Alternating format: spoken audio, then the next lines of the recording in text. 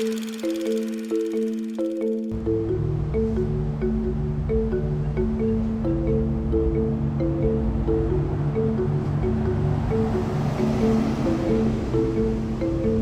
beauty standards, like relating to people's bodies, that are like completely make zero sense and are oftentimes things that people can't change about themselves. Yeah, no one is alone and no individual feeling is too insignificant.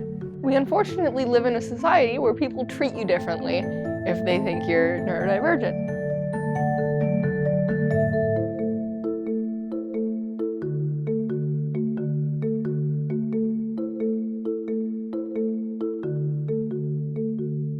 I remember when I was growing up, we were doing, 1/3 of what our kids are doing in terms of scheduling, in terms of stress.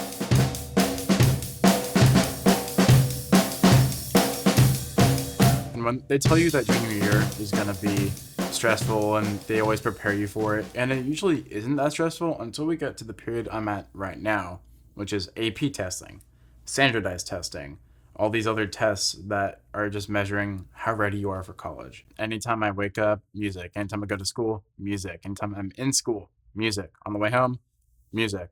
I listen to music almost all the time.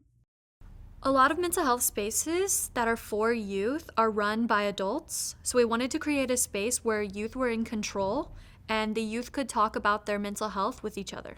Thrive is a youth mental health program that serves youth 14 to 17 as well as parents and guardians. And our primary objectives are to redefine what mental health means, destigmatize mental health, provide critical resource information, and promote help-seeking behaviors. This is actually the first program I ever heard of about mental health, and I actually told my family members about it. They also have teens, and they were like, oh no, her dad would never allow her to join a program like that. At home, we do talk about mental health, but outside our home with our other family members, not really. We're out in Chinatown cleaning up some trash along the streets. I think doing stuff like this helps my mental health because it's just really fulfilling for me to be able to give back, and it just also helps to see the streets looking nice and it feels good, Programs like this are critically important, especially in a city like Los Angeles, where we're so surrounded by stimulation and distraction, and sometimes that can begin to interfere with opportunities for genuine connection. I think we chose to have a social media component because that's where the youth are. We want to meet them where they're at. And if we want youth to be speaking to other youth, this was the best place for it.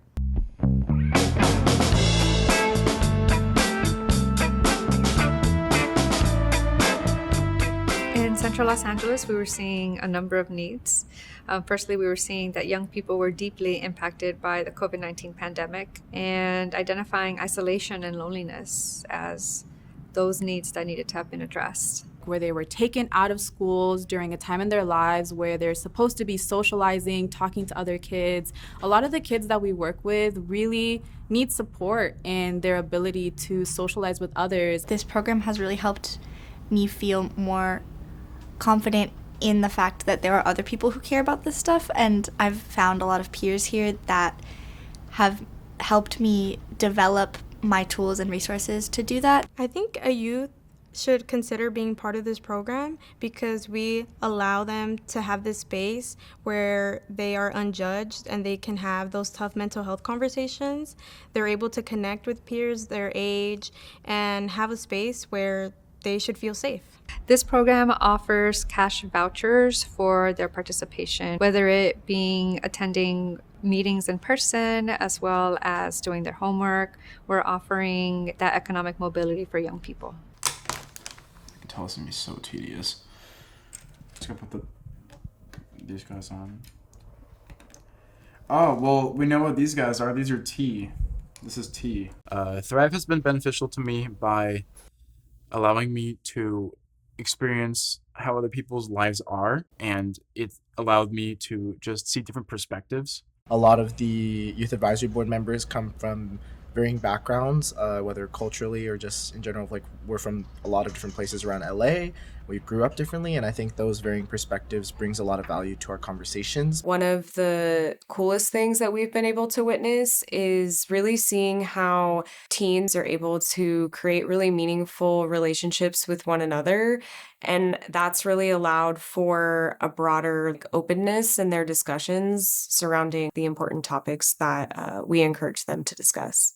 Now I've found a whole community of people who either support more youth in mental health or are the youth who want to be in mental health. Since I was in this program, I've been more aware of my mental health, and I've gained tools and insight into my mental health and my friends' mental health. Running has helped my mental health since I am an overthinker and I get really anxious easily. When I run, it just kind of helps me have a clear mindset, and while listening to music, it soothes me a lot. The Thrive program has really helped my mental health because it just helps destigmatize mental health around the youth, and since I'm also a youth member, just having other people talking about it makes me feel like I'm not alone, and it allows me to open up about my personal experiences.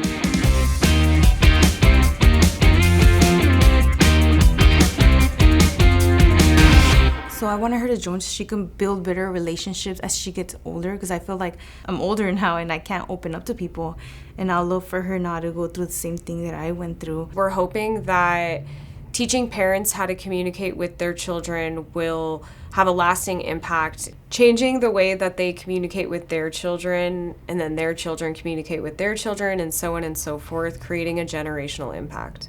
They really wanted to get out there and make a change, and that's a big part of our mental health.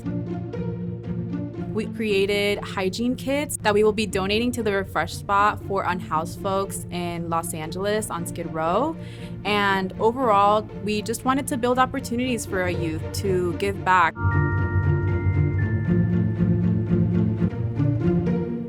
A lot of stigmas around in Asian cultures. It hasn't necessarily been the easiest for me to speak about my mental health, but I've always been very passionate about it and very interested in conversations surrounding it, and I think this has given me a lot of opportunities and experiences to be able to just open up more and be able to foster and be involved in more conversations surrounding it. We've also been able to expose them to food sustainability, environmental advocacy, and disaster preparedness. So Climate Action 101, the basics, right? How can we better categorize climate action to understand it? First one's in 79. Wow. Cities. Yeah, well, I'm thinking more in here. And there's also, you wrote microplastics in everything. That's very accurate overall. We have a responsibility to the other living things around us. And also, policy follows cultural values. I'm taking environmental science right now, actually, so I feel like I've learned a lot about it.